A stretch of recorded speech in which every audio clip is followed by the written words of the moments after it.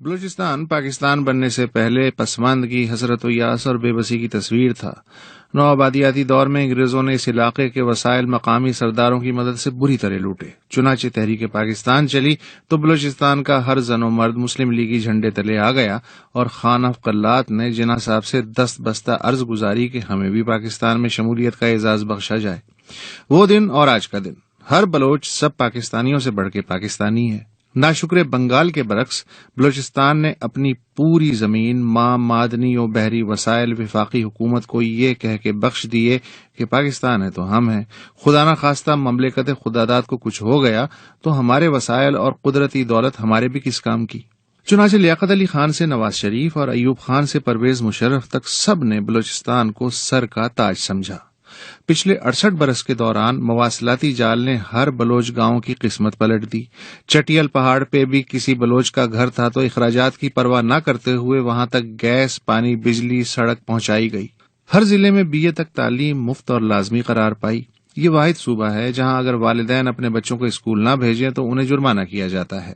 Primary تعلیم قیام پاکستان کے بعد ہی سے بلوچی اور پشتو میں دی جاتی ہے، جبکہ کالج کے 50% طلباء کو 5 تا 12 ہزار روپے ماہانہ وظیفہ بھی ملتا ہے۔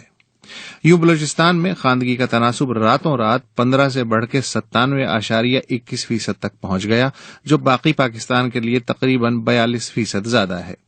پاکستان کے دیگر صوبوں میں تو بے روزگاری کا تناسب 15 سے 20% بتایا جاتا ہے، مگر بلوچستان میں محض 2.5% نوجوان بے روزگار ہیں اور ان میں سے بھی 1.25% وہ ہیں جو نوکری کرنا ہی نہیں چاہتے۔ پاکستانیوں کی اوسط سالانہ آمدنی $4,500 فی کس ہے، لیکن بلوچستان میں فی کس آمدنی $25,000 ہے، کیونکہ وفاقی حکومت بلوچستان کو معدنی دولت کی رائلٹی کی مد میں $2.5 تا $3 ارب ہر وفاقی بجٹ سے پہلے باقاعدگی سے ادا کر دیتی ہے۔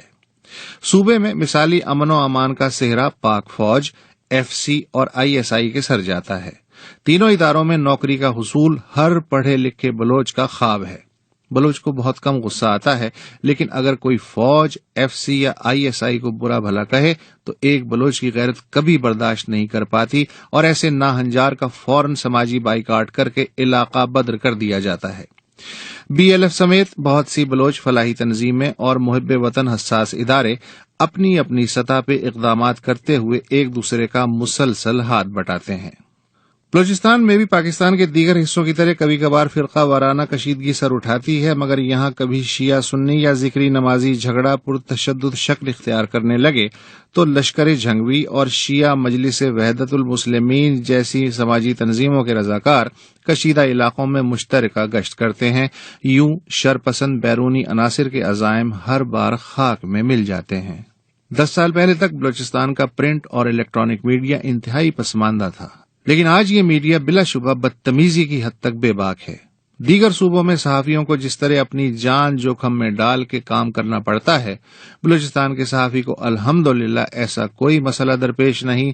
وہ خبر کی تلاش میں کسی بھی جیل، بیرک یا دفتر میں جب چاہے شناخت کرا کے بے دھڑک داخل ہو سکتا ہے۔ بعض اوقات اس آزادی کا بیجا استعمال بھی ہوتا ہے، مگر ہر حساس و غیر حساس ادارہ عدلیہ کو جواب دہی کے خوف سے آزادی اظہار کے آئینی حق کا مکمل احترام کرتا ہے۔ مثالی ترقی و آزادی کے اس بلوچ ماڈل کو سندھ، خیبر پختونخوا اور پنجاب وغیرہ میں انتہائی رشک سے دیکھا جاتا ہے، اور کیوں نہ دیکھا جائے۔ اگر فردوس بر روئے زمیں است، بلوچستان است، بلوچستان است، بلوچستان است۔ پاکستانی درسگاہیں بشمول Lahore university of management sciences اور قومی ذرائع ابلاغ اگر اسی طرح بلوچستان کے حالات کا تجزیہ فرماویں جیسا کہ ابھی آپ نے سنا، تو نہ کسی محب وطن حساس ادارے کی کبھی دل شکنی ہو اور نہ ہی پاکستان بدنام ہو۔ پاکستان زندہ باد۔